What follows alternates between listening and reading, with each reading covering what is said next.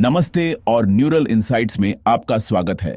आज 17 अक्टूबर 2025 है और एआई की दुनिया में आज का दिन बेहद दिलचस्प है।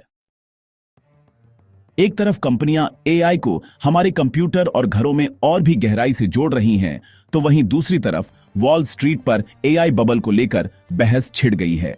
चलिए आज की सभी बड़ी एआई अपडेट्स को विस्तार से जानते हैं।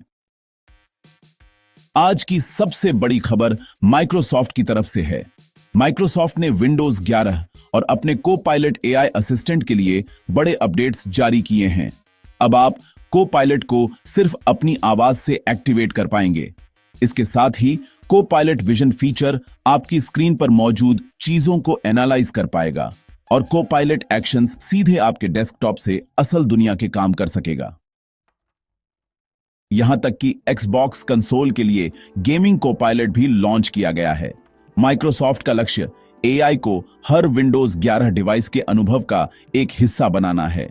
वहीं दूसरी तरफ गूगल ने पूरी तरह से गूगल असिस्टेंट को अपने जेमिनाई प्लेटफॉर्म से बदलना जारी रखा है।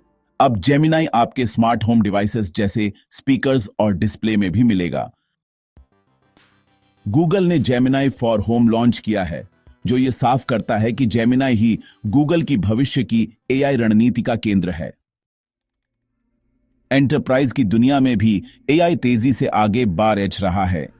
एंथ्रोपिक ने अपने एआई असिस्टेंट क्लॉड के लिए स्किल्स फीचर जारी किया है। इससे कंपनियां अपने एआई असिस्टेंट को माइक्रोसॉफ्ट 365 जैसे टूल्स के अंदर अपने काम से जुड़े खास टास्क सिखा सकती हैं। यह एआई को पर्सनलाइज्ड ऑटोमेशन की तरफ ले जाने वाला एक बड़ा कदम है।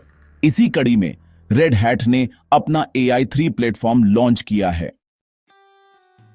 यह एक यूनिफाइड प्लेटफॉर्म है जो बड़ी कंपनियों को जटिल एआई सिस्टम बनाने और चलाने में मदद करता है।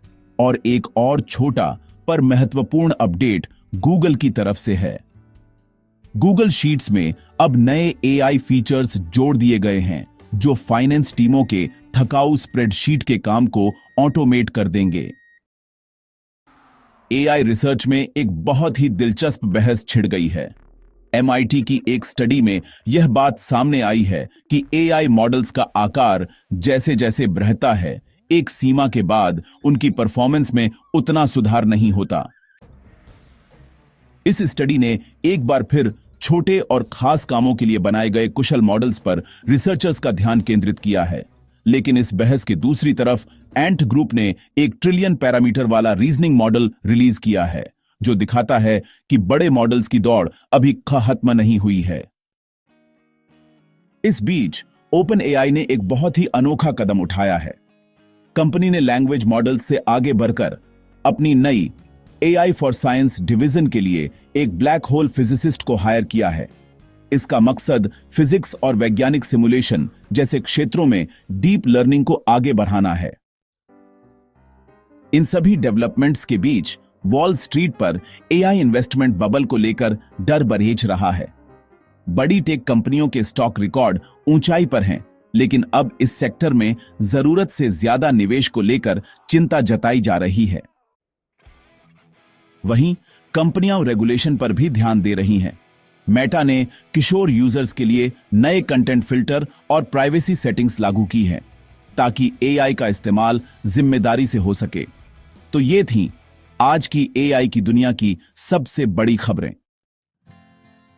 माइक्रोसॉफ्ट और गूगल एआई को हमारे और करीब ला रहे हैं, लेकिन रिसर्च और बाजार हमें एआई के भविष्य के बारे में फिर से सोचने पर मजबूर कर रहे हैं। देखने के लिए धन्यवाद।